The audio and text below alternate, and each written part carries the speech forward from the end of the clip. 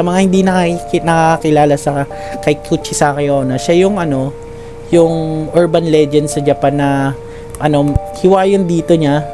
So, ayun, tatanungin ka niya kung kung maganda ba siya. So, pag sinabi mong hindi, dito? Siyempre, papatayin ka niya pag sinabi mong hindi. Nakamask siya.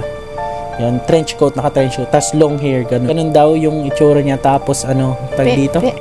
Pero teka, parang ang weird naman nun, ba't pa siya nagmask? Kasi nga, kaya nga siya nakamask, kasi nga may hiwa ng dito, ng scissor yung bibig niya. Tapos pag sinabi mo namang maganda siya, tatanggalin niya yung yung mask niya. Ayun, papatayin ka pa rin niya. So, anong magandang choice dun? Parang no choice ka dun ah. Wala kang no choice. Oo, wala ka talagang no choice dun.